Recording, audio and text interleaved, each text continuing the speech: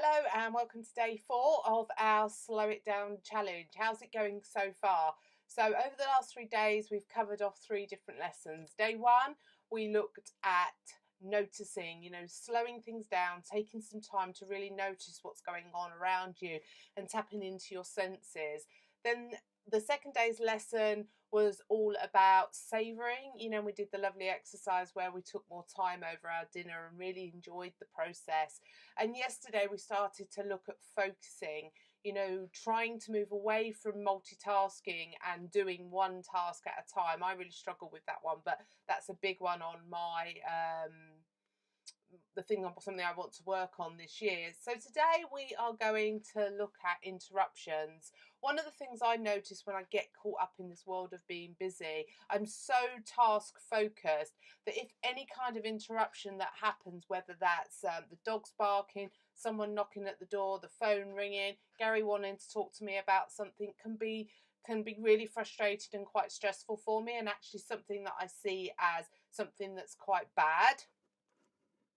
The thing is, when you get caught up in this world of being stressed out by interruptions, interruptions are going to happen in life. They're a normal part of life. But when we are running to such a tight schedule and we are so busy, these interruptions can be kind of pain in the bum, really. So imagine if things could be a bit different. Imagine if we could actually start to welcome these interruptions. Because quite often when you think about the interruptions, it's our children or our partners.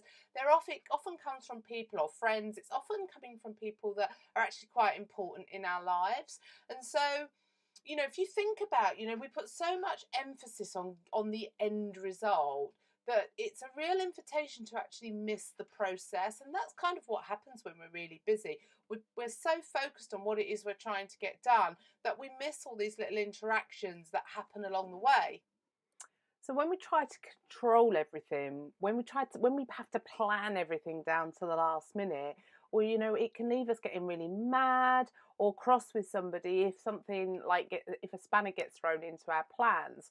So today's lesson is all about checking in with your relationship with interruptions and starting to maybe relinquish some of that control that they currently have over you.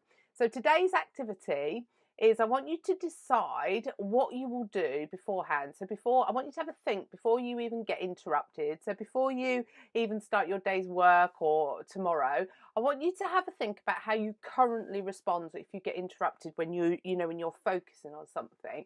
And I want you to decide how you are going to behave differently if you're interrupted. Now, I think what I want to just add here, there are some interruptions that are not necessary. And this isn't about letting people walk all over you, but it is about being able to differentiate between which interruptions are actually quite important and actually keep us connected to people, and where we maybe don't allow ourselves to be interrupted and the damage that can do. So it's about being able to know which ones are important interruptions and which ones aren't, if that makes sense. So yeah, have a think about how you currently respond if you get interrupted. So if you're somebody who's writing something in the middle of writing a report or writing a post for Facebook and the doorbell goes, how do you normally respond and react to that? Or if the kids come in and say they're hungry, how do you normally respond and react to that? I'm already kind of feeling my eyebrows. I'm a big eye roller. If I'm distracted and interrupted. So I want you to think about what you normally do and then think about how you're going to approach the interruptions a little bit differently.